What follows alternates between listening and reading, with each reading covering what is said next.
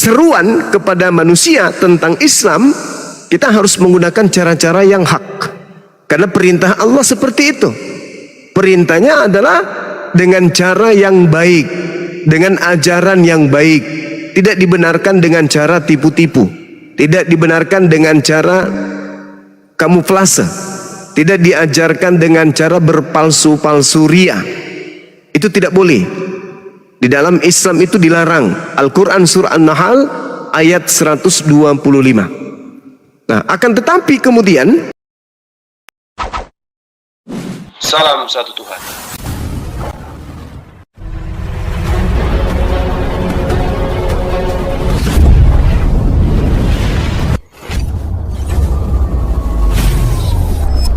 Ya, pengantar ini singkat para sahabat. dukung semua ya sahabat-sahabat kita channel Densa News Muslim. Di like, di subscribe, di share sebanyak mungkin untuk supaya mencegah sahabat-sahabat kita di luar sana Tidak terpengaruh terhadap pemurtadan.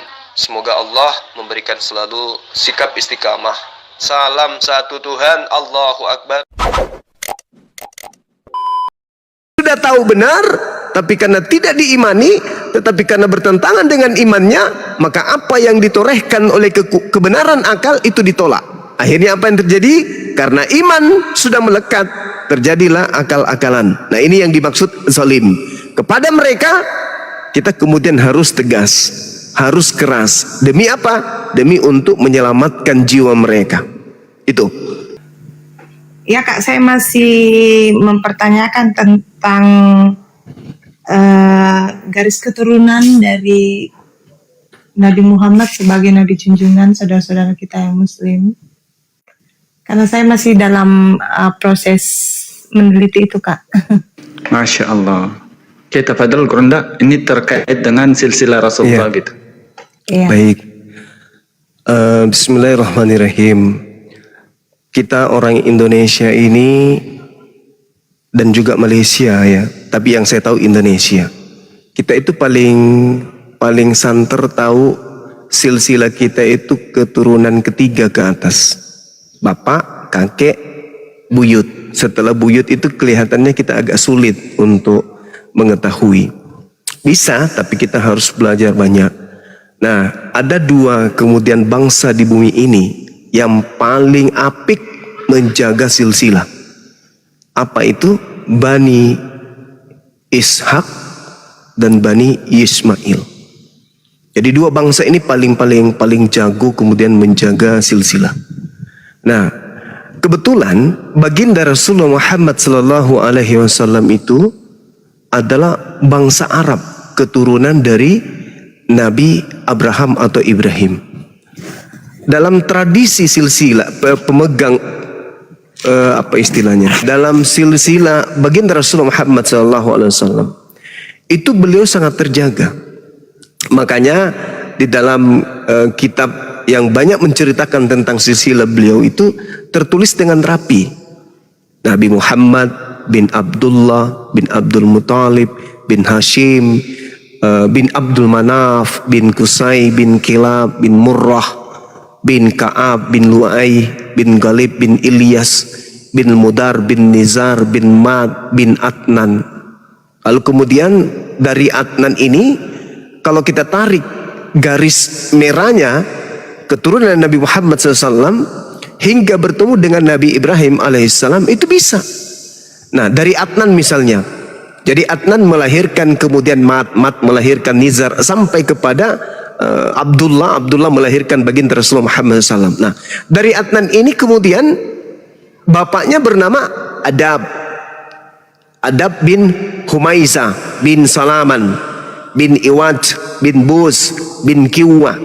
Kemudian bin Kiwa bin Abi Awam maksudnya. Lalu kemudian bin Nashid bin Hiza bin Buldas bin Yadaf bin Tabik bin Jahim bin Nahisi bin Nahisi.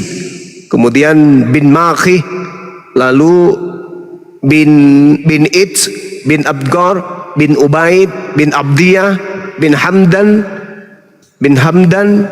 lalu bin Sunbur bin Yasrib bin Yahsan bin Yalhan bin Arawih bin It bin Dishan bin Aisyar, bin Afnat, bin Ayam, bin Mishkar, bin Nasit, bin Zari, bin Sumai, bin Mizzi, bin Udah, bin Uram, lalu bin Khaizar atau Khaidar, lalu bin Ismail, lalu bin Ibrahim alaihissalam.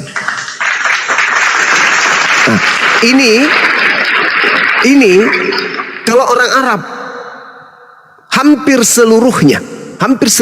Jadi Nabi Ibrahim melahirkan Nabi Ismail. Ismail punya anak Nebayot, anak pertama. Kemudian anak kedua itu adalah Kedar. Kedar melahirkan kemudian Uram. Uram melahirkan Uda. Uda melahirkan Misi. Misi melahirkan Sumai. Sumai melahirkan Zari. Sampai kepada Adnan. Adnan melahirkan Mat. Mat melahirkan Nizar. Kemudian Nizar terus turun ke bawah melahirkan Abdi Manaf. Abdi Manaf melahirkan lagi Hashim. Hashim melahirkan Abdul Muttalib. Abdul Muttalib melahirkan Abdullah. Kemudian Abdullah melahirkan kemudian Nabi Muhammad SAW. Tapi bukan mereka yang melahirkan ya, istrinya, bukan mereka. Nah, sekarang kalau kita berbicara mengenai silsilah, ini terjaga dengan tinta emas. Orang Arab itu ngerti betul bagaimana Nabi Ibrahim memiliki keturunan sampai kepada baginda Rasul Muhammad SAW. Nah, sedangkan, mohon maaf, bukan saya mau menyerang, enggak. Sedangkan di dalam agama Kristen yang menghadiahkan 13 buku sebagai pedoman keagamaan, yaitu Paulus, itu tidak dikenal siapa bapaknya, apalagi kakeknya, apalagi buyutnya. Cuman di dalam Filipi 3 memang beliau mengaku dari keturunan Benyamin, dari sekte Parisi. Nah, dia ngaku memang dari Benyamin. Tapi itu kalau ditarik ke Benyamin di dalam Kejadian 49 itu bahaya jadinya. Ketika Yakub memanggil ke-12 anaknya, jadi anaknya dipanggil satu-satu nih. Dipanggil Nat, dipanggil Yusuf, dipanggil semua. Apa yang terjadi kemudian ketika sampai kepada nama kakeknya Paulus, menurut Paulus di dalam Kejadian 49 nomor 27 dipanggil, Benyamin sini, ya paman duduk sini, kakek mau berbicara. Kenapa paman? Ya, dikatakanlah kemudian, kamu nanti Benyamin ya seperti serigala yang menerkam pada waktu pagi, ia memakan mangsanya, dan pada waktu petang ia membagi-bagi rampasannya. Kalau yang lain, Asher misalnya, itu lain. Asher, ya paman, makanannya akan melimpah ruah. Dia akan memberikan santapan kepada raja-raja. Kalau Naftali beda lagi. Naftali itu seperti rusa betina yang terlepas. Ia akan melahirkan anak-anak cantik atau anak-anak indah. Kalau Yusuf beda lagi. Ini diramalkan satu-satu oleh Yakub anak-anaknya. Tiba masa Benyamin, kata Yakub, Benyamin, kamu keturunanmu kelak berlaku seperti serigala yang menerkam. Pada waktu pagi ia memakan mangsanya, dan pada waktu petang ia membagi-bagi rampasannya. Nah, Paulus di dalam Filipi 3 mengaku, aku adalah orang Yahudi dari keturunan Benyamin. Benyamin ini identik dengan serigala. Nah, mana perilaku Paulus yang seperti serigala? Pada pagi hari kata ayahnya, engkau akan merampas, memangsa. Tapi pada waktu petang kamu akan membagi rampasanmu. Nah, dia mengambil Taurat, hukum Taurat diambil dari Bani Israel lalu dibagi-bagikan kepada bangsa Roma dan Yunani. Sama persis itu keadaannya, sama persis. Makanya Yesus berkata apa? Waspadalah kepada serigala-serigala. Waspadalah kepada serigala yang nyamar seperti domba. Gitu. Jadi kembali kepada pertanyaan saudari kita. Saya sendiri yang belajar sudah puluhan tahun tentang Bible, tentang Paulus dan seterusnya, saya belum pernah menemukan, jangankan silsilah, buku yang menceritakan tentang sejarah hidup si topik nginjak Bible parah kau. Di mana otak kau Zuma? Ini siapa sih yang naikin dia ini? Tolong dulu yang moderator. Aku kasih moderator, kamu bukan sembarang orang kasih naik. Jangan dinaikin PPC-nya. Konsentrasi. Silakan Bro. Iya. Jadi kembali kepada tema kita, bahwasanya saya ini belajar udah lama. Saya cari, jangankan silsilah beliau, buku yang membahas tentang sejarah hidup Paulus dari kecil, dari remaja, kanak-kanak, remaja, dewasa, sampai dia meninggal dipenggal, itu tak pernah aku baca buku sejarah hidupnya itu di mana. Wajar kalau orang Kristen selalu mengagung-agungkan Paulus karena mereka tidak tahu kemudian gimana sejarah hidupnya orang ini. Seperti apa di usia dia kanak-kanak, ketika dia remaja, ketika dewasa, apa yang dia lakukan? Tidak ada yang tahu. Mereka tahu tentang Paulus hanya dari 13 buku yang ditulisnya. Jadi wajar kalau tidak ada sisi di luar daripada 13 buku ini yang diketahui oleh orang Kristen. Makanya orang Kristen bangga, oh Paulus itu orang bagus. Iya bagus, karena kamu tidak tahu sejarahnya. Karena tidak ada buku yang menceritakan sejarah beliau. Jangankan sejarah hidup dia, nama bapaknya aja kita nggak tahu. Masya Allah, luar biasa. Ampun Kerunda ya. Anehnya nih, ini anehnya. Kita tidak mengerti siapa orang ini, dari mana asal usulnya, seperti apa perilaku hidupnya, tapi catatan-catatan bukunya, catatan pribadi 13 buku itu diimani sebagai firman Tuhan. Ini yang celaka. Sama nih, saya datang ke Malaysia. Tak ada yang tahu siapa Bang Suma. Datang ke Malaysia, kemudian mengajar di sana, mengajak orang-orang, kemudian membuat sebuah sekte sebagaimana di dalam Kisah Para Rasul 24 nomor 5. Paulus ini adalah penyakit sampar, dia yang telah menyesatkan orang-orang Yahudi di dunia yang beradab, dan dia adalah tokoh dari sekte Nasrani. Gitu. Sekte Nasorios, dalam bahasa Yunani Nasorios. Itu diceritakan di Kisah Para Rasul. Datang ke Malaysia Bang Suma, mengajarkan satu sekte baru di tengah-tengah orang Malaysia. Tapi orang Malaysia tidak tahu Bang Suma ini siapa, orang dari mana, siapa bapaknya, kok tiba-tiba mendoktrin orang-orang. Pasti orang Malaysia yang punya akal tidak mau percaya. Makanya Paulus tidak laku di Yerusalem, lakunya di Roma, lakunya di Yunani, nggak laku di orang Yahudi. Karena orang Yahudi tidak, siapa orang ini kok tiba-tiba muncul. Seperti itu Saudari Maria. Maaf kalau kepanjangan. Masya Allah, luar biasa. Berunda ya. Sebelum ke Dek Maria, Kak, sebentar tahan dulu ya Pak, Kak ya. Aku mau sapa dulu Bang Andi. Assalamualaikum, tadi batuk-batuk, ada sesuatu mungkin sampaikan. Waalaikumsalam warahmatullahi wabarakatuh. Oh sorry, waalaikumsalam, tadi kebuka mic-nya aja dulu. Udah moderator ya Bang Andi ya, udah moderator itu ya. Oke, Dek Maria silakan. Apakah sudah cukup sempurna gitu apa yang disampaikan sama Gurunda tadi? Sudah paham gitu?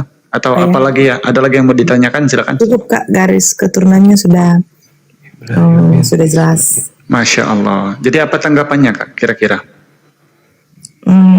Kan yang saya pahami Kak, kalau agama-agama keturunan Abraham itu memang yang terbesar itu adalah orang-orang yang ada di Israel, orang-orang Yahudi, keturunan dari Sarah istri Abraham, ini menurut Bible ya Kak. Dan kalau saudara-saudara yang Muslim itu keturunan dari istri gundiknya Ibrahim, yaitu Hagar yang melahirkan Ismail. Timbul pertanyaan saya selama ini Kak, mengapa dua keturunan ini yang kalau dipikirkan satu nenek moyang mereka, ini yang selalu bertentangan seperti itu.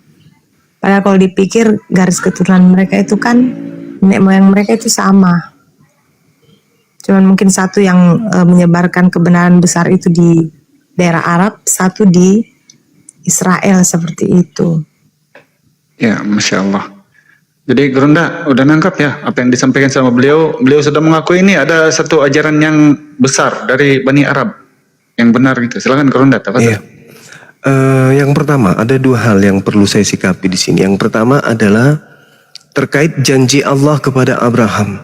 Ini kita berbicara skala prioritas kitabnya orang Yahudi yang diterjemahkan ke dalam Septuaginta dan masuk ke Indonesia dalam bahasa Indonesia. Kita lihat di dalam Kejadian 17. Di situ Tuhan berjanji gini. Ketika Abraham berumur 99 tahun, Tuhan menampakkan diri kepada Abraham dan berfirman kepadanya, "Akulah Elohim yang maha kuasa. Hiduplah di hadapanku dengan tidak tercela." Dengan tidak tercelah.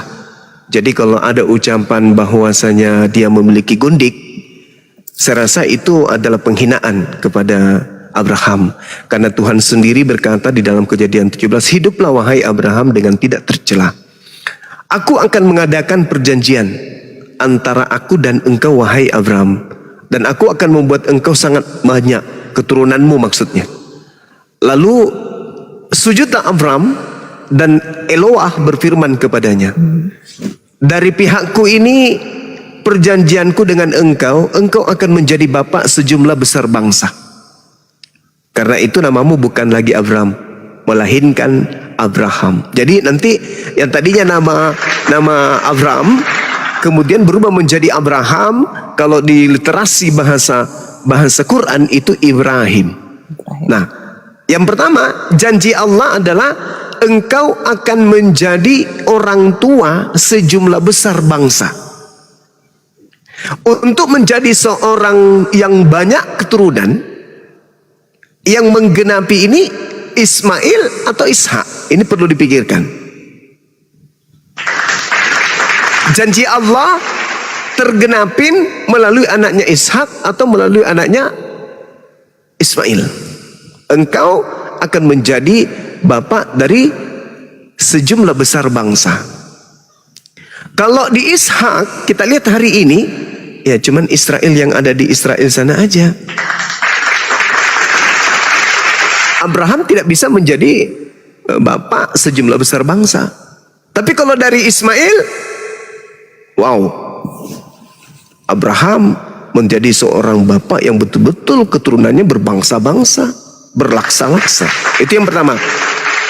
Nah, lalu yang kemudian yang kedua, aku akan membuat engkau beranak cucu yang sangat banyak.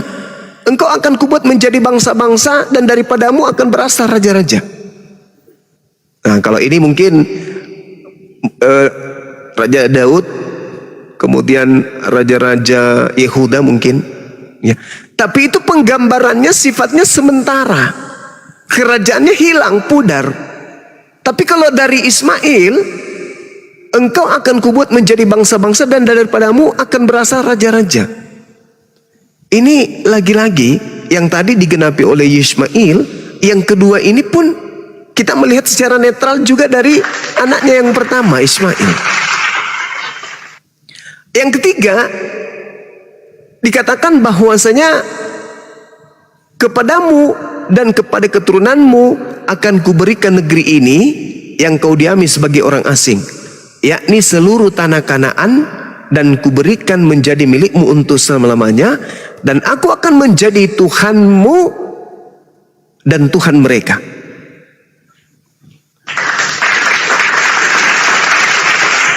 Berarti kalau kita melihat nih, yang disembah oleh Nabi Muhammad SAW tidak boleh lagi diragukan. Karena Tuhan sendiri yang membuat perjanjian, aku akan menjadi Tuhanmu, Tuhan anak-anakmu, dan Tuhan keturunanmu secara turun-temurun. Jadi kalau dikatakan Tuhannya umat Islam itu berbeda dengan Tuhannya Bani Ishak, berarti mereka mengingkari perjanjian kekal Tuhan dengan Abraham alaihissalam. Aku akan menjadi Tuhanmu, Tuhan anak-anakmu, Tuhan keturunanmu secara turun-temurun. Jadi jangan pernah mengatakan bahwa Tuhannya umat Islam itu berbeda dengan Tuhannya keturunan Abraham. Karena Abraham sendiri menerima janji dari Tuhannya, aku akan menjadi Tuhan anak-anakmu dan keturunanmu secara turun-temurun. Nah itu, saya kira gitu. Kemudian kenapa mereka kemudian sering berselisih? Itu tadi kita lihat tanah Kanaan akan menjadi milik pusaka anak-anakmu dan keturunanmu. Wajar, namanya pewaris, harta warisan diributkan, wajar. Itu faktor pertama. Tapi ada faktor yang lebih mendalam lagi. Coba kita lihat di dalam Ulangan 32:21. Apa kata Elohim di sana? Mereka membangkitkan cemburuku dengan yang bukan Tuhan. Mereka menimbulkan sakit hatiku dengan berhala mereka. Sebab itu aku akan membangkitkan cemburu mereka, Bani Israel, dengan yang bukan umat. Jadi Saat itu keturunan Ismail belum dianggap umat. Belum dianggap umat. Dan aku akan menyakiti hati Bani Israel dengan menggunakan bangsa yang ummi. Makanya orang Israel, Bani Israel dalam hal ini orang-orang yang keturunan Yehuda dipanjangkan usianya. Kenapa dipanjangkan usianya? Karena Tuhan ingin balas dendam kepada mereka. Tuhan ingin menyakiti hati mereka dengan melihat kejayaan dari bangsa yang ummi. Ulangan 32:21. Aku akan membangkitkan cemburu mereka dengan yang bukan umat. Jadi yang bukan umat pada masa itu, karena yang dianggap umat pada masa itu hanya Bani Israel, sebagaimana yang diterangkan dalam Al-Quran, dalam surah Al-Ma'idah Allah mengatakan inni ma'akum. Aku bersama dengan Bani Israel. Tapi kemudian yang lain tidak. Tuhan hanya berkata hanya untuk Israel, Israel, Israel. Bahkan kalau kita lihat dalam Mazmur 147 di situ dikatakan, firmanku tidak aku berikan kepada bangsa lain. Ini semua tidak berlaku kepada bangsa lain, hanya kepada Bani Israel dan Bani Yehuda. Nah, apa yang terjadi? Tuhan murka karena mereka tegar tengkuk. Maka Tuhan mengatakan, karena mereka kemudian menimbulkan rasa sakit hatiku, sebab itu aku akan membangkitkan cemburu mereka dengan menggunakan yang bukan umat, dan akan menyakiti hati mereka dengan bangsa yang bebal. Jadi orang Israel dipanjangkan usianya karena Tuhan ingin balas dendam untuk menyakiti hati mereka dengan menggunakan bangsa yang ummi. Gitu. Satu lagi Kak. Silakan. Saya mau tanya kepada Bang Suma secara khusus. Jadi apakah di dalam Islam itu Yesus itu sama dengan Nabi Isa? Iya. Jadi gini, Yahudi yang punya masalah dengan Islam, Kristen ini adalah, mohon maaf nih, saya pakai bahasa gaul, Kristen ini hanya penumpang gelap. Yang ribut itu sebenarnya Yahudi dengan Islam. Ketika Nabi Isa alaihissalam datang di tengah-tengah Bani Israel, Bani Israel menolak kemudian Nabi Isa, lalu penolakan mereka kemudian itu mereka buktikan pada endingnya ingin membunuh Nabi Isa. Ingin membunuh Nabi Isa. Jadi ketika kemudian Nabi Isa ada di tengah-tengah mereka, mereka sedang di dalam keadaan dijajah oleh Imperium Romawi. Nabi Isa kami datang di tengah-tengah mereka. Nabi Isa ditolak. Nabi Isa tidak diterima. Nabi Isa dianggap penyihir. Padahal Nabi Isa sudah memberikan bukti-bukti, mujizat-mujizat di tengah-tengah mereka. Tapi tetap aja ditolak. Nah, ending penolakan mereka kemudian dikatakan dalam Al-Quran, wa makaru wa makarallah wallahu khairul makirin. Mereka membuat makar, tipu daya. Mereka ingin membunuh Nabi Isa dengan tipu daya, dengan tipu muslihat. Mereka membuat persekongkolan untuk membunuh Nabi kami. Tapi Allah tidak mengizinkan. Allah menyelamatkan. Makanya dalam Al-Quran surah An-Nisa ayat 157, Allah angkat kemudian, 158, Nabi Isa diangkat. Nabi Isa diangkat. Yang mereka salibkan kemudian adalah orang yang diserupakan bagi siapa? Bagi Bani Israel, bukan bagi Kristen. Jadi Nabi Isa diangkat, penyaliban terjadi. Nah, habis cerita, putus cerita, tak ada lagi cerita, tutup buku, tak, selesai cerita, tamat. Waktu berjalan, setelah kemudian habis penyaliban, waktu berjalan, tak, tak, tak, tak, tak, tak, muncul orang-orang Farisi membangun cerita-cerita untuk dihadiahkan kepada penjajah Romawi. Lahirlah tokoh yang mereka sebut dengan sebutan Yesus. Jadi dimanfaatkan oleh orang-orang Farisi tragedi penyaliban ini untuk dijual kepada penguasa pada saat itu. Penguasa yang mengajarkan ajaran Trimurti, Trinitas.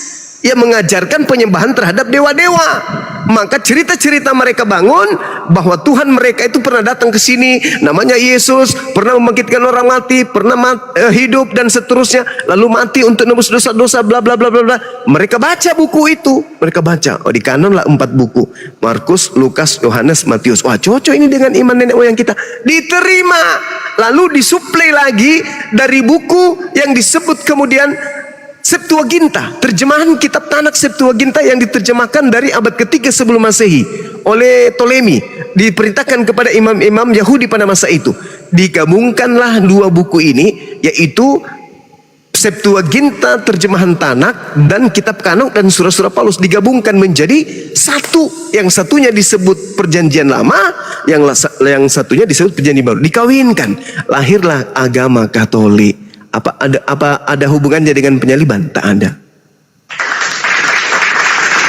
Penyaliban terjadi di tengah-tengah kaum Bani Israel, yang disalib Bani Israel, yang ditolak Bani Israel, yang diselamatkan Bani Israel, yang membuat tipu daya hanya Bani Israel. Cerita selesai. Tiba-tiba muncul agama Kristen, mengambil penyaliban itu dengan berbagai macam cerita-cerita. Lahirlah agama Katolik. Demikian. Oke Kak, jadi sekarang pertanyaan terakhir. Menurut Siap. Bang Kamal, Isa Al-Masih itu apa keyakinannya? Beliau adalah seorang Muslim yang taat, dan itu masih direkam oleh seorang Farisi bernama Paulus di dalam suratnya, bukan suratnya sih, tapi dikatakan oleh bapak-bapak gereja itu adalah surat beliau. Ibrani 5 nomor 7. Sebagai Sabar, manusia, Kak. Ibrani 5. ya, Ibrani 5 nomor 7. Sebagai manusia, Yesus mempersembahkan doa kepada Bapa yang sanggup menyelamatkannya dari kematian. Dan atas kesolehannya, dia, doanya dikabulkan. Yesus disebut sebagai anak soleh. Itu yang pertama. Yang kedua, kenapa dia disebut Muslim? Saya sebut beliau itu Muslim karena dia disebut sebagai juru selamat. Juru selamat. Selamat dalam bahasa Yunani Irene, dalam bahasa Ibrani Shalom. Shalom itu selamat. Shalom dalam bahasa Arab salam. Salam ini akar kata dari Islam. Berarti Yesus juru selamat sama dengan Yesus juru Islam.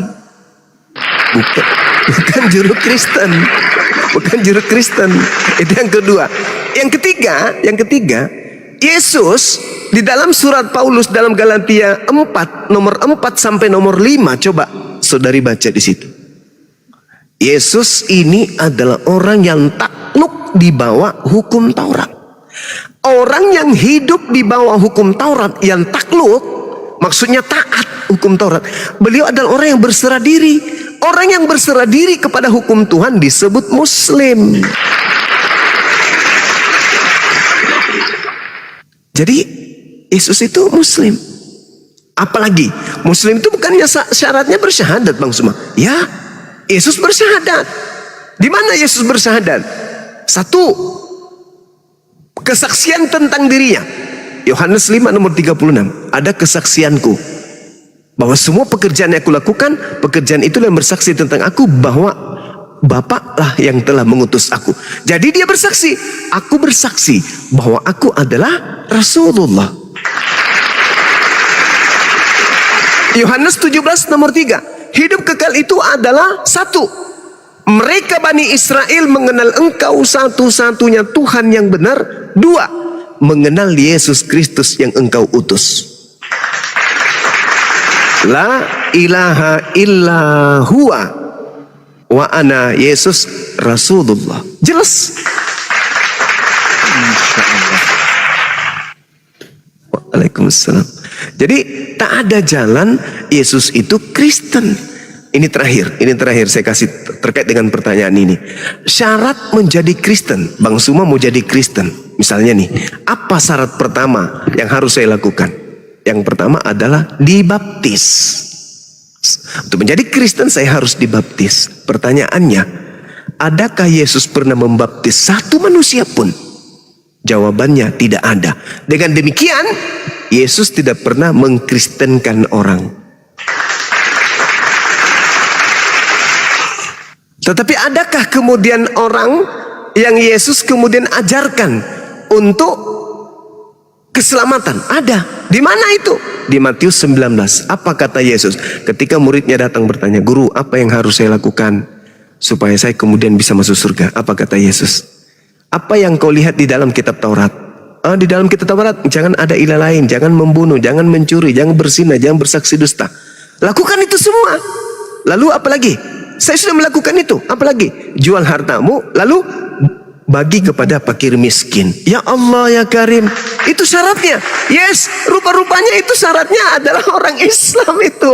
Itu syarat untuk masuk surga di dalam Islam. Jangan membunuh, jangan mencuri, jangan berzina, jangan bersaksi dusta, jangan berbohong dan seterusnya. Habis itu bersedekah, infak, zakat dan seterusnya. Subhanallah. Yesus memberikan jalan supaya orang masuk surga harus menjalankan ajaran Islam.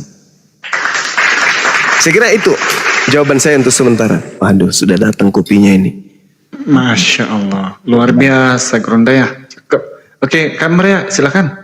Ada tanggapannya atau apa-apa mau disampaikan, silakan. Luar biasa pengetahuannya Bang Suma. Terima kasih, terlebih khusus yang tadi tentang Abraham. Jujur saya baru tahu itu persoalan mengapa dia disebut Bapa segala bangsa. Kalau untuk garis keturunan Ishak tadi memang hanya berlaku untuk bangsa Israel, bukan bangsa-bangsa ya, tetapi ketika dia dilihat dari keturunan Ismail, memang dia layak disebut sebagai Bapa segala bangsa, yang dimana garis keturunan Ismail itu sudah ya mendunia. Oke Kak, mohon maaf Kak, denom Kristennya apa Kak kalau boleh tahu? Ya, Denominasi Kristennya apa? Protestan. Protestan, Masya Allah. Jadi kalau mau ini Kak, mau tanya-tanya, tanya sama Bang Zuma, jangan tanya ke pendeta. Tanya beliau aja. Mungkin ada lagi yang mau tanyakan, mungkin tentang Islam gitu. Tunggu, Akhi. Beliau ini lulusan STT. Aduh. Iya, beliau ini guru lulusan STT. Bahkan kalau nggak salah dengar, beliau mau lanjut S2 atau sudah lanjut S2. Sementara nyusun tesis, tesis. Ya, ya Bang. Tadi sore aku ketemu di Antang Banyuwangi. Ganjian. Ini sebentar saya sapa dulu Ogi. Kalau Ogi Muslim saya turunkan anda. Ya Ogi Muslim ke Kristian anda. Dibuka mute-nya. Ogi Chalomen. Ogi Shalom. Islam Bang.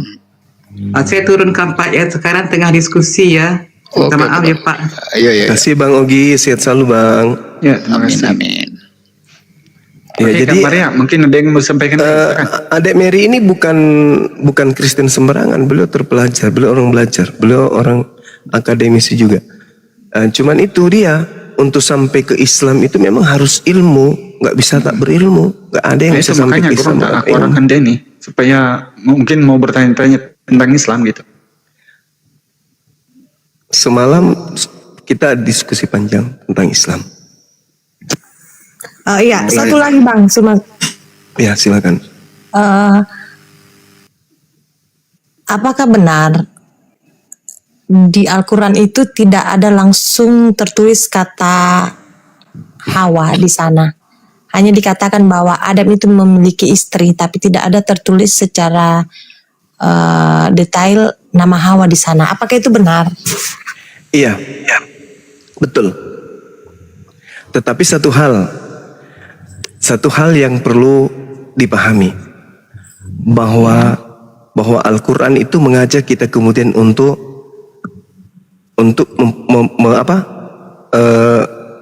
menggunakan akal. Sekarang kalau saya ditanya, yang membuat manusia itu jatuh untuk melakukan kemaksiatan itu apa? Hawa nafsu. Hawa nafsu. Hawa nafsu. Al-Quran menjelaskan apa? A'udzubillahi minasyaitonirrajim. Wasbir nafsah ma'alladina yad'una rabbahum bil ghada wal ashi yuriduna wajha wala ta'du ainaka anhum turidu zina hayatid dunya. Ayatnya seperti itu, saya rada-rada lupa. Yang pasti dikatakan bahwasanya bersabarlah engkau bersama orang yang menyeru Tuhannya pada pagi dan senja dengan mengharap keridaannya, dan janganlah kedua matamu berpaling dari mereka mengharapkan perhiasan kehidupan dunia, dan jangan engkau mengikuti orang yang hatinya telah kami lalaikan dari mengingat kami, serta menuruti hawa nafsu dan keadaan yang sudah melewati batas. Itu kayaknya kayak gitu dalilnya. Yang pasti ketika berbicara mengenai duniawi, itu berbicara mengenai hawa nafsu, dan ini yang terjadi terhadap Adam dan istrinya. Yang membuat mereka jatuh adalah hawa nafsu. Jadi yang menceritakan tentang nama Hawa itu hadits Rasulullah. Tetapi kalau kita berbicara mengenai asli original teks bahasa Ibrani, justru tidak menceritakan tentang nama Hawa. Jadi Hawa itu bukan nama ya? Ya, itulah Al-Quran. Kalau bicara mengenai hawa nafsu, berarti keinginan yang melampaui batas, keinginan yang keluar daripada kaidah perintah Tuhan. Hawa nafsu, syahwat. Nah, ini yang terjadi terhadap Adam. Nah, sedangkan kalau dalam bahasa Ibraninya itu sebenarnya bukan hawa, cuman terjemahan di Indonesia menyebutnya hawa, karena mengingat itu ada tertulis di dalam hadits Rasulullah. Nah, itu kalau kita mau cari akarnya, ya, karena di dalam bahasa Ibrani itu tak ada. Di situ hanya dikatakan haffa atau hawa. Sementara yang kita tahu nama benar dalam bahasa kita itu adalah hawa, bukan haffa atau hawa. Itu. Oh ya. Saya pernah juga dengar Bang Cuma tahu aja sih Hawa. satu penjelasan yang mengatakan bahwa Adam juga itu bukan sebenarnya nama, tetapi dia Keadaan. Iya, keadaan manusia pertama. Jadi Adama. Berasal dari kata Adama, manusia pertama. Jadi kita tidak tahu manusia pertama itu berapa jumlahnya, berapa banyaknya, seperti itu. Iya. Ini kan pertanyaan yang biasa ditanyakan, kalau Adam dan Hawa melahirkan Kain dan Habel, lalu saudaranya membunuh, terus dari mana garis keturunannya itu berkembang biak? Nah, saya menjelaskan biasanya bahwa Adam itu bukan dilihat sebagai nama satu orang, tetapi itu adalah keadaan. Apa itu memang betul seperti Bang Sumata bagaimana? Iya, di dalam Al-Quran yang saya bacakan tadi itu, wala tuti'a man aghfalna qalbahu an zikrina wattaba hawa wa kana amruhu furuta. Itu dalam Al-Quran ada kata hawa. Hawa artinya keinginan. Itu hebatnya Quran, memunculkan nama Hawa, keinginan atau hawa nafsu. Itu hebatnya. Di dalam Al-Quran itu dijelaskan di surah Al-Kahf ayat 28 kalau nggak salah saya. Mungkin Adinda Alfi masih ingat. Di situ jelas dikatakan seperti itu. Wala tuti'a man aghfalna qalbah an zikrina wattaba'a hawa wa kana amruhu furuta. Jadi serta menuruti hawa nafsunya, menuruti keinginannya, dan keadaannya sudah melewati batas. Jadi hawa itu adalah keinginan. Adam memiliki keinginan, bahkan buah ilmu pengetahuan. Istrinya pun demikian, makanya istrinya disebut hawa atau keinginan, nafsu, syahwat. Jadi lebih cocok kaidah Quran, lebih kena gitu loh. Silakan. Mungkin ada Sebentar, Ya, sebentar. Saya sapa dulu Putra Hasibuan. Anda Muslim ataupun Kristian? Islam bang. Assalamualaikum. Waalaikumsalam warahmatullahi wabarakatuh. Saya turunkan anda dulu di bawah kerana Bang Zuma lagi online running discussion. Jadi anda menyemak di bawah sebab saya mau naikkan orang Kristian ya Bang ya. Oh, Bang boleh Salam kenal tanya Bang dulu, Putra Bang. Bertanya Hasibuan. sebentar Bang sama Bang Zuma Bang. Boleh Bang? Ya, satu pertanyaan. Kita dibatasi di sini, Bang. Bentar, Aku Bang. juga ngeri-ngeri sedap. Nggak ada, ini pribadi Bang, tapi ini nggak tahu entah sama siapa nanya. Soalnya posisi kan supir truk aku Bang. Istri saya kan mualaf Bang. Alhamdulillah Siap. mualaf. Alhamdulillah. Itu anaknya Bang ngucap, memang dia masih ngikut non muslim kan. Siap. Dia apa Bang ngucap salam terus sama aku Bang, assalam kita kan, assalamualaikum. Itu wajib apa cuman apa itu Bang? Hukumnya kalau ku jawab atau enggak Bang? Cuman itu Bang? Itu aja Bang. Beliau masih non-muslim. Masih Bang. Usia berapa tahun? Dia kelas 2 SMP sama kelas 2 SMA Bang. Ya jawab aja waalaikum. Oh itu aja Bang dijawabnya. Ya. Oke Bang, terima kasih Bang. Soalnya anak itu kan dia kan entah yang kasih terangan, nggak mungkin kita yang ngasih terangkan Bang. Soalnya dia masih non muslim kan itu Bang. Nanti dia dipikir anak-anak itu kita ngajak itu kan. Iya. Ya itu aja Bang, cuman makasih Bang Zuma. Iya, makasih. Terima kasih ya abangku ya. Iya gak? Oke, silakan Bang Zuma. Iya. Sebenarnya kalau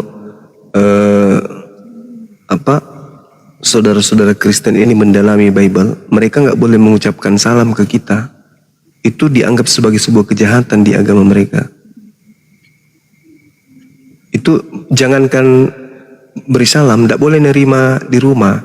Itu di dalam 1 Yohanes 1 nomor 10 11 kalau nggak salah. Betul. Satu Yohanes Benar ya, 7 kalau nggak salah. 2 Yohanes 1. 2 Yohanes 2 Yohanes 1 ya? 10. Iya. Oh iya, betul. Maaf. Iya, ini gara-gara kopi nih kayaknya. Itu nggak boleh. Kurang masako itu Bang. Itu dikatakan begitu. Jangan kau menerima jikalau seorang datang kepadamu, kemudian dia tidak membawa ajaran ini, janganlah kamu menerima dia di dalam rumahmu dan janganlah memberi salam kepadanya. Barang siapa yang melakukan itu, maka dia termasuk bagian yang menerima upah kejahatan. Bahaya itu. 2 Yohanes 1 nomor 10 dan nomor 11. Sahabatku Izzi, syukran. Intoleran itu. Ya, tapi ya kita cukup tahu aja lah.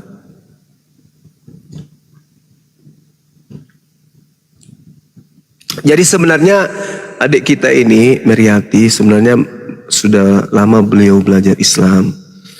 Cuman menurut pengakuan beliau, ketika nanti dia jadi mu'allafah, bagaimana dengan pekerjaannya gitu. Dia khawatirkan itu di situ. Biasa itu kan banyak teman kita yang mengalami masalah klasik. Bahkan ada yang takut diusir, takut dicoret namanya di kartu keluarga. Sebenarnya adik ini pintar, Dinda Meriati ini pintar, cerdas. Mary, kalau kau takut dicoret kartu keluarga, kau tinggal bikin yang baru. Sama siapa kek? Mana tahu mau masuk Ya, ke terus kakaknya Bang pertama Dewa. saya itu pertama suami, yang kedua keluarga besar. Jadi itulah Kak pertimbangan. Terus juga kan pasti memikirkan, seseorang pendidik pasti juga akan memikirkan bagaimana perkembangan psikologi anak. Kalau orang tuanya berpisah, pasti saya berpisah lah kalau misalnya saya lebih mendalami Islam, karena saya tidak bisa memaksakan cara berpikir saya kepada suami karena suami memang bukan latar belakang teologi. Iya. Ya, dan Rasul orang-orang yang bukan berlatar belakang teologi itu sangat sulit sekali untuk kita membuka cara berpikir.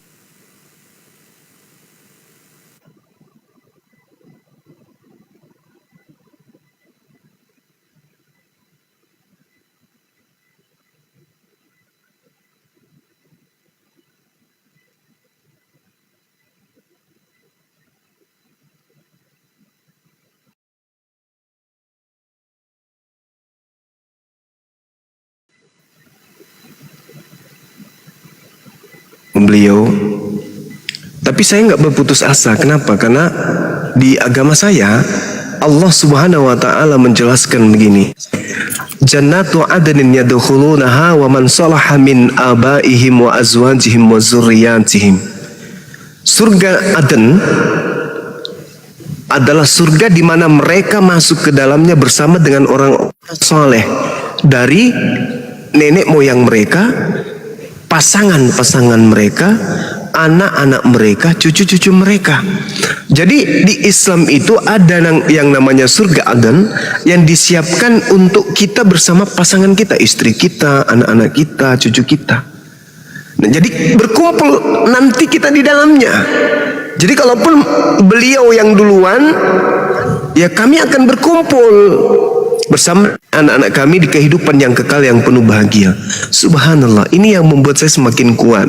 Nah, saya belajar di Kristen itu, meskipun otodidak, saya kutui, jauh saya kutui, sampai saya kadang tidak tidur satu malam. Saya kutui pelajarin tentang bagaimana rumah tangga di Kristen.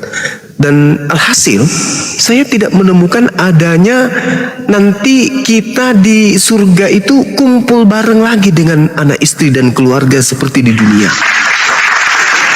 Jadi saya sempat mikir, untuk apa di Kristen itu tidak poligami, satu setia sampai mati, tapi setelah kematian tidak berkumpul lagi, untuk apa? Sementara di kehidupan yang kekal itulah yang terpenting. Ini hidup di dunia sementara aja. Yang terpenting itu adalah kehidupan setelah kematian ini. Karena di situ kita hidup kekal. Dan yang kita butuhkan saat itu adalah kebahagiaan. Bersama siapa? Bersama orang-orang yang kita cintai. Percuma masuk surga, penuh kebahagiaan, penuh kenikmatan, tapi orang-orang yang kita cintai tak ada. Kita tidak saling kenal satu sama lain. Sedangkan kalau di dalam Al-Quran, dalam Islam, kita masuk ke dalam tempat yang begitu penuh dengan kebahagiaan.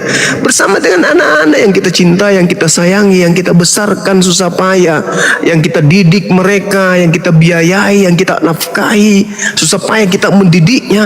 Begitu meninggal dunia, rupa-rupanya kita akan jumpa bersama di kehidupan yang jauh lebih sempurna dan lebih bahagia, bahkan kekal. Nah, ini yang membuat saya, indahnya Islam ini. Meskipun beliau sudah meninggal, tapi kelak kami akan bersama kembali dalam kehidupan yang kekal. Apabila saya berhasil mendidik istri, anak-anak saya menjadi anak yang saleh, orang saleha dan saleha. Nah, inilah yang merupakan keutamaan dari dinul Islam yang saya tidak temukan di Kristen. Kalau di Kristen itu hidup tubuh kemuliaan yang dilakukan hanya memuji, menari, memuji, menari, memuji. Kita nggak tahu orang tua kita yang mana, bapak kita yang mana, anak kita yang mana. Jadi upaya kita berkasih sayang di bumi itu sia-sia.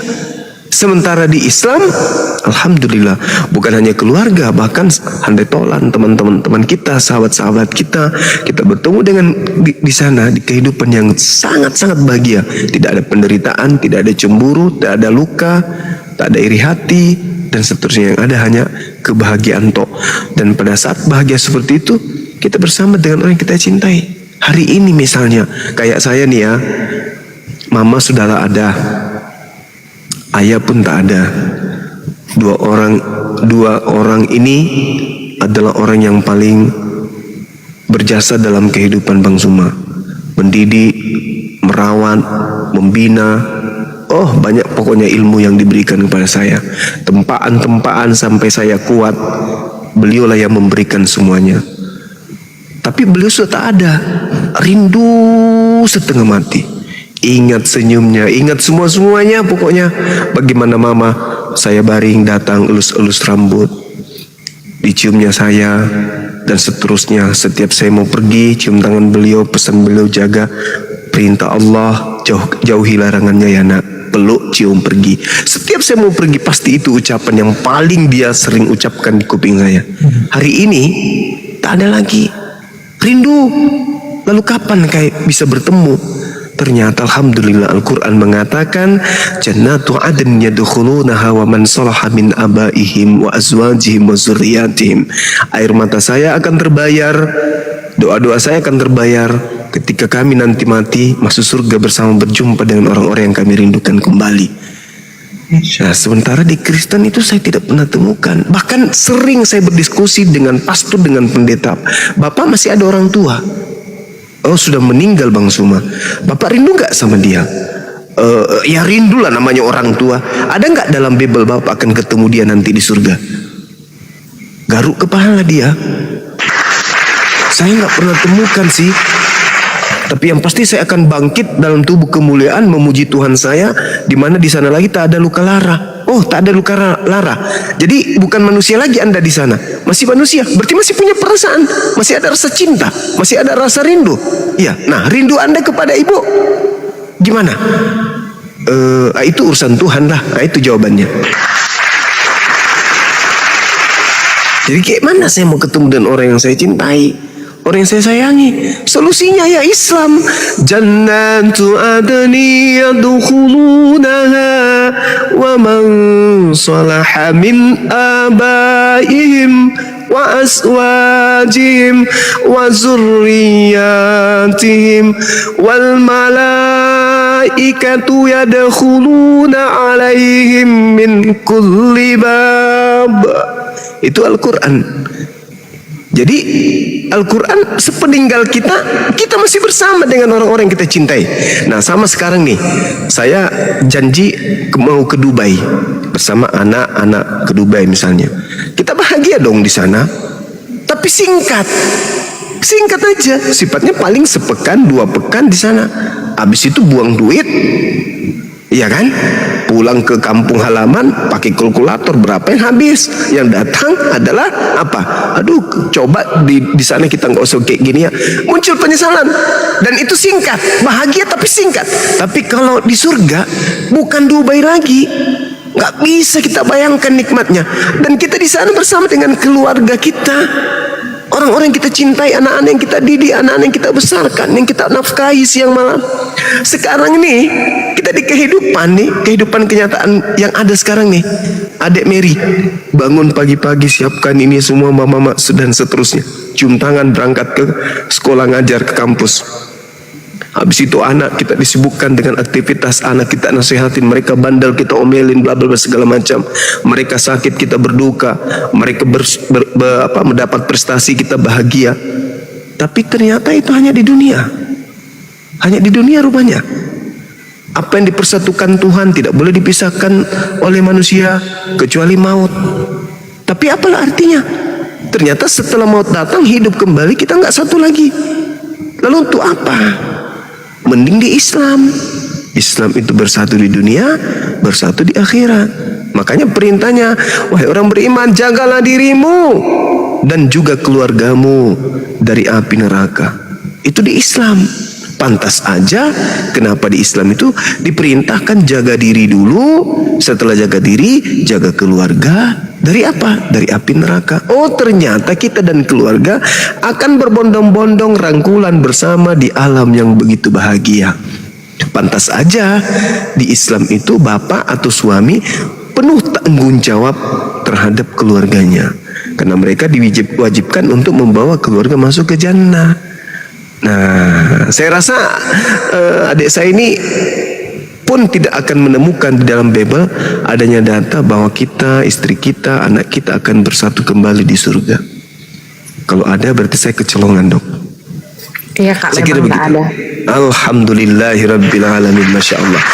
Sahabat Hidayah Muslim yang ada di YouTube juga saya ucapkan banyak terima kasih, dan juga sahabat yang lain yang banyak komen dari Malaysia, ada Raswa KBK juga di sana. Masya Allah, terima kasih. Silakan teman-teman, mungkin ada yang mau ditambahkan, waktu dan tempat saya persilakan. Sebentar Jacqueline, buka mute-nya. Anda Muslim ataupun Kristen, Jacqueline? Iya, saya Muslim. Assalamualaikum. Waalaikumsalam. Saya bagi satu minit untuk bertanya dengan Mas Zuma. Nanti saya akan turunkan Anda sebab saya ada banyak permintaan untuk dinanti. Saya nanya satu dulu, Bu. Silakan. Halo Bang Juma, Assalamualaikum Bang. Waalaikumsalam warahmatullahi wabarakatuh. Bang, saya cuman mau nanya nih Bang, kalau ada yang mau syahadat di sini Bang, itu sah aja bang atau gimana itu bang? Syahadat itu adalah mempersaksikan bahwa tiada upaya, kita tak bisa apa-apa selain Allah. Tak bisa kita untuk narik napas saja, tak bisa. Nah, apakah sah orang ini masuk ke kamar kunci dari dalam, sendiri di dalam, lalu bersahadat, ya Rabb, ya Allah, aku bersaksi Engkau adalah Tuhan satu-satunya, tak ada yang lain, dan aku bersaksi utusan terakhirmu adalah baginda Rasulullah SAW. Sah, walaupun tak ada yang melihat, seorang diri. Nah, kenapa kemudian kita mempersaksikan orang-orang ini di TikTok? Karena kita butuh legalitas. Misalnya saya mensyahadatkan Dinda Alfi di sini, maka semua orang akan menjadi saksi bahwa Alfi ini sudah Islam. Sehingga ketika ada apa-apa dengan beliau, misalnya beliau anggaplah Pak Bom meninggal dunia dan Pak Bom kemudian sudah syahadat, maka kita wajib hukumnya untuk memakamkan Pak Bom itu dalam keadaan Muslim. Tak boleh keluarganya memakamkan dia dalam keadaan Kristen, tak boleh. Kita yang berdosa kalau kita biarkan saudara kita yang Muslim ini dikuburkan keluarganya dengan cara Kristen, tak boleh. Pak Bom harus dikuburkan dalam keadaan duduk dengan mata melotot, tak boleh. Tidak. Kapan itu Gurunda boleh makamkan secepatnya dong? Umpama. Ya, jadi sah kalau kita syahadat di sini, sah dimanapun kita syahadatkan sah. Mau dia syahadat sendiri di kamar pun sah. Seperti itu bang. Bang, saya pengennya di sini bang, tapi saya mau nanya, bisa nggak kapan bisa saya panggil ke sini untuk dia syahadat bang? Sekarang Ya, boleh. Bisanya bang. Sekarang juga boleh. Sekarang juga boleh. Gini bang, kalau sekarang mungkin dia sudah tidur mungkin bang. Oh iya, nanti lain kali lah. Iya, lain kali aja, nggak apa-apa. Besok pagi bisa juga. Besok bisa ya bang, besok. Saya ini habis sholat subuh berangkat ke kabupaten 5 jam. Sholat subuh habis ini 5 jam, pulang pergi lagi.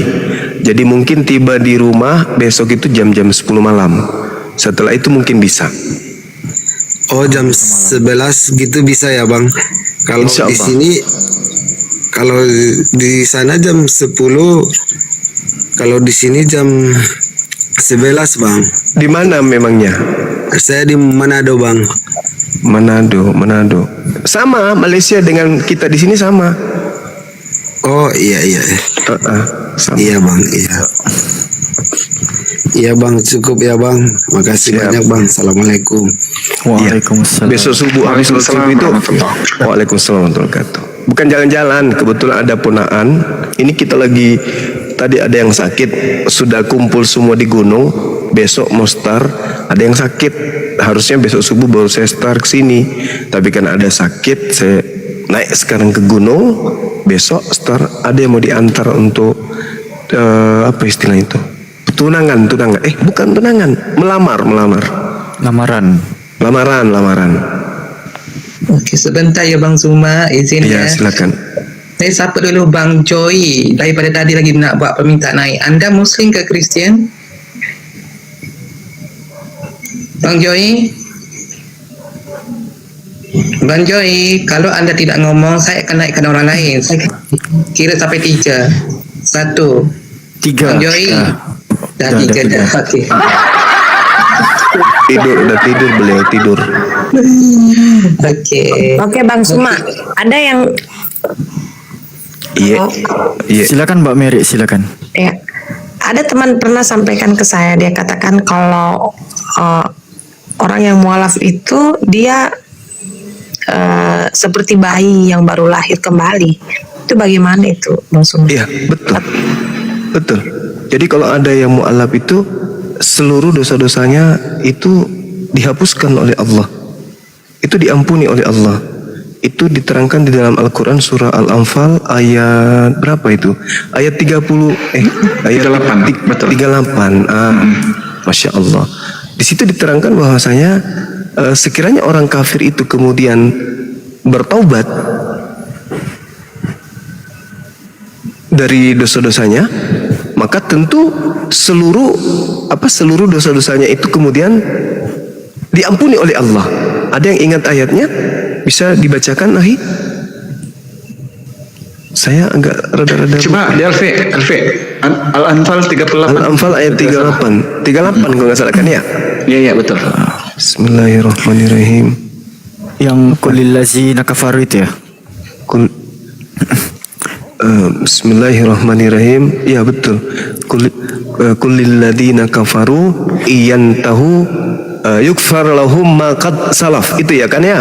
Benar, Wa sahih, iyaudu maqad madat, itu kan ya? Katakanlah kepada orang-orang kafir itu, jika mereka berhenti dari kekafirannya, maka Allah akan mengampuni dosa-dosa mereka yang lalu-lalu. Tuh. Jadi kalau di Kristen disebut terlahir kembali. Kenapa disebut terlahir kembali? Karena sebenarnya orang lahir itu dalam keadaan suci. Fitrah. Fitrah. Makanya disebut orang mu'allaf itu suci kembali, terlahir kembali. Maksudnya suci kembali. Tak ada dosa sama sekali. Kembali bersih, putih. Sedangkan amalan-amalan catatan-catatan baiknya, amalan baiknya itu tetap diperhitungkan. Kemudian tidak terhapuskan kecuali dosanya. Begitu. Oke, Bang Suma. Iya. Ya, nih Kak Maria, kira-kira Kak nih, ya Kak Mary, dari panjang lebar sama Gurunda ini, dan beliau sudah menjelaskan tentang perbandingan antara Islam, Kristen, siapa Yesus, seperti apa keselamatan. Kira-kira ada nggak di hati Kak Mary itu teringin untuk sebenarnya mau mempelajari dalam tentang Islam, bahkan mengakui Islam ini benar, Kak Mary? Ya, kenapa Bang? Adakah Kak Mary mengakui Islam ini sekarang ini adalah benar? Itu? Seperti yang saya sampaikan kemarin dalam beberapa ruang diskusi dengan Bang Suma, bahwa saya mengakui konsep ketuhanan Muslim itu adalah sangat benar. Tetap Bang Suma yang tahu itu. Kemarin sudah curhat di ruangan satu, jadi nggak usah diulang di sini lagi. Iya, Gurunda, boleh minta izin gak nih? Gurunda minta kongsi. Silakan Bang. Ya, izinnya Bang Andi sama teman-teman. Jadi gini, Kak Mary ya, kalau Kak Mary seorang Protestan, aku juga dulu seorang Protestan. Gerejaku Saint Andrew, Yesus Benar, Kampung Napagang, Telupid, Sabah. Itu gerejaku. Jadi begini, dasar kita ini masuk Islam, pertama jangan, ya ini bukan peringatan kepada Kak Mary, tapi peringatan kepada diri saya dan teman-teman yang mungkin mualaf di bawah. Jangan mudah terprovokasi ketika mereka bilang masuk Islam ini meninggalkan Yesus. Ingat ya, ini yang aku alami sendiri, nanti Gurunda elaborasikan nih, Gurunda ya, tolong elaborasikan. Maaf, Begini. saya kalau orang rajin di Islam ini menurut saya bukan meninggalkan Yesus, tetapi saya melihat bahwa Iya, Yesus nanti itu dulu Kak, ini aku jelaskan. Betul. orang Muslim. Iya. Betul. Jadi gini ya, saya ini Kak, dulu coloring, rabana, kebaktian, setiap 25 Desember itu malam kan ada coloring tuh. Di rumah ke rumah, membawa lilin sama gitar. Saya lah salah seorang pemain gitarnya. Di kampung saya dulu, waktu kami masih zaman batu lagi tuh kan, pakai pelita kalau malam. Sampai pukul 2 pagi, rumah ke rumah kalau coloring, saya membawa itu lilin sama gitar. Akhirnya karena besoknya sekolah, saya terpikir nih, saya bilang ini ajaran-ajaran ini ada enggak di Bible nih? Ajaran-ajaran yang begini nih. Akhirnya bila saya baca-baca Bible, subhanallah, Masya Allah ya, Bible itu malah mengajarkan Islam, seperti yang apa Gurunda jelaskan tadi. Ini saya kasih contoh. Ketika aku mencari ke gereja hari Minggu, coloring, rabana kebaktian, Tuhan dibilang Yesus Trinitas, Tuhan menjadi manusia, menyambut hari Natal 25 Desember. Ini satu pun tidak ada di Bible. Sementara yang kita temukan di Bible kemudian, kalau kita baca dalam Keluaran 20:30 atau Keluaran 31:40 nomor 20, Musa dan Abraham ini diperintahkan oleh Tuhan bercuci tangan dan kaki kalau masuk sembahyang. Ini di Islam ini yang saya tuduhkan dulu, ini sembahyangnya tunggang tungging ini begini kan. Saya tuduhkan dulu ini. Padahal ini jelas di Bible ini, yaitu ambil air wudu. Kalau di Islam itu diwajibkan berwudu sebelum sholat. Itu pertama. Kemudian kita temukan juga perjanjian kekal, sunat. Kejadian 17 dari nomor 7 sampai 11. Bahkan dijelaskan, ditegaskan oleh Yesus nih dalam Yohanes 7 nomor 19 sampai 22. Sunat itu bukan dari Musa tetapi dari nenek moyang kita. Kenapa kamu tidak melakukan hukum Taurat dan berusaha membunuh aku? Ini Yesus bilang nih. Bahkan dalam Matius 5 nomor 19, kalau siapa yang meniadakan hukum Taurat yang paling terkecil pun, dia akan duduk di tempat yang paling bawah dalam kerajaan surga. Ada 3 penjelasan Yesus terkait dengan hukum-hukumnya Musa ini. Nah, kedua itu tadi. Ketiga ini tentang larangan babi, khinzir. Ulangan 14 nomor 8, Imamat 11 nomor 7, Yesaya 66 nomor 17, Markus 3 nomor 15. Tidak boleh makan babi. Sebab itulah lagi-lagi dijelaskan dalam Al-Quran surah Al-Maidah ayat 3. Nah, sudah 3 nih. Keempat, ternyata para nabi itu semuanya bersujud. Lihat Abraham dalam Kejadian 32 nomor 12, Kejadian 12 nomor 32. Lihat Yusuf dalam Kejadian Yusuf 5, Yosua 5 nomor 14 itu Yosua. Mazmur 95 nomor 5 Yusuf. Nehemia 8 nomor 6 Nabi Nehemia. Begitu juga di 1 Raja-Raja 18:42 Ilya, Yesus Matius 26 39 sampai 44. Begitu juga Daud dalam Mazmur 5 nomor 7 sampai 8, semuanya bersujud. Nah, aku tadi ini mencari coloring dan kebaktian. Tidak ada. Ini sudah 4 poin nih. Ternyata di Bible juga diperintahkan bertudung perempuan itu. Tapi bukan tipu-tipu kayak Mikena, bukan. Harus. Keharusan. Karena kalau tipu-tipu itu nanti ketahuan. Di kumal-kumal begini bertudung di gereja enggak. Itu tipu-tipu namanya itu. Nah, begitu juga tentang kalau kita lihat ternyata ajaran kafan ini satu-satunya yang mempraktisi ini hanya Islam. Sementara Yesus di kafan tuh dalam Matius 27:59 tuh. Yusuf turunkan Yesus dari salib dan dikafan dengan kain putih. Ini jadi pertanyaan besar sama aku ketika aku melihat paciku, maciku kalau meninggal dikasih masuk di keranda di lubang bulian, digam gitu, ditaruh paku yang dalam-dalam itu, agar katanya supaya ruhnya tidak keluar dan tidak berbau. Aku mikir-mikir ini ajaran dari mana ini? Begitu juga tentang kewajiban berpuasa. Dalam Matius 16 ayat 6 nomor 16 sampai 18. Yesus ini mewajibkan puasa bahkan jangan muka seperti munafik karena orang berpuasa itu mendapat upah di surga. Aku dulu enggak ada wajib berpuasa, enggak ada. Suka-suka aja. Nah, inilah semua ini alasan-alasanku, termasuk ada satu kata Yesus dalam Bible nih Kak, coba renungkan baik-baik. Yohanes 16 nomor 13, apabila dia datang yaitu ruh kebenaran, dialah yang memimpin kamu dalam segala kebenaran, sebab dia berkata-kata bukan dari dirinya sendiri, tetapi apa yang diperintahkan dari Bapa itulah yang dikatakannya, dan dia mengisapkan kamu tentang dosa dunia. Nah, ini nanti Gurunda boleh jelaskan siapa sosok ini. Ternyata satu-satunya yang aku pernah lihat kitab di muka bumi ini yang memuliakan sosok ini hanya Al-Quran. Talmudnya orang Yahudi kalau tidak salah digetin itu diludah dia, dicincang-cincang dia, ditabur di bukit.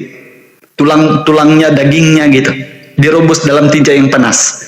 Di kitabnya Kristen seperti di Galatia 3 nomor 13 dikutuk, 1 Korintus 12 nomor 3 dikutuk, Matius 27:30 dipukul kepalanya, Markus 14:65 diinjak, diludah, dipukul, Yohanes 19:34 ditumbak. Jadi mana mungkin Kak saya menjadi Kristen yang mengklaim katanya sanjungan saya adalah Yesus, tetapi praktisi saya adalah ajaran pendeta-pendeta semata-mata.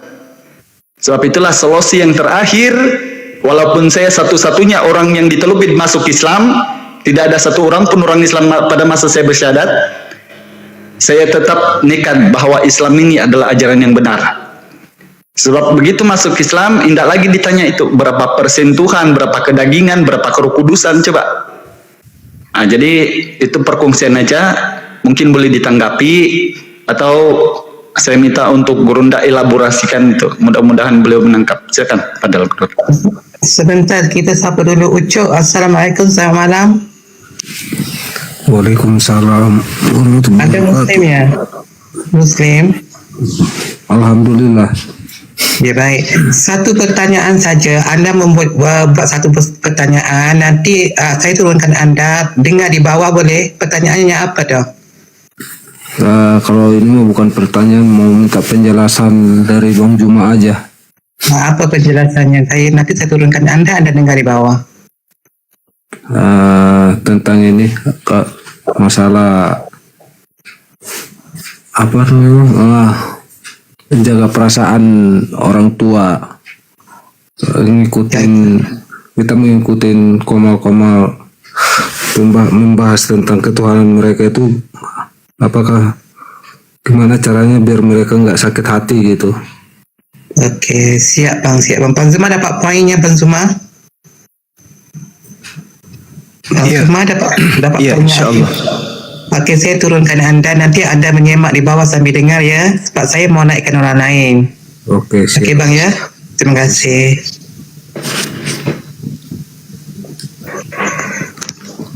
Silakan Bang Zuma. Ya, jadi yang harus diutamakan ketika berbicara mengenai keyakinan itu adalah Tuhan kita dulu. Tuhan kita dulu. Baru kemudian kedua orang tua.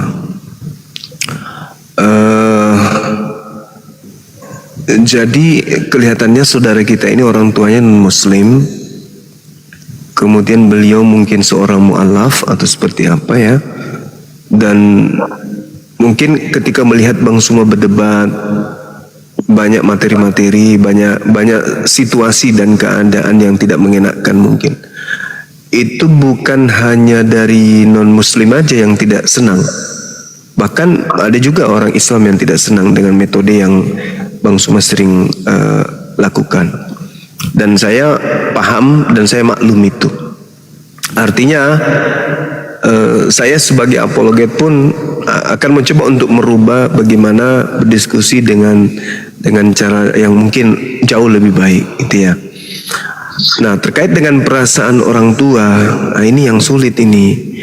Karena yang mendengarkan perdiskusian kita itu adalah orang yang beda akidah dengan kita. Sedangkan Al-Quran memerintahkan kemudian kita harus berbuat baik kepada kedua orang tua.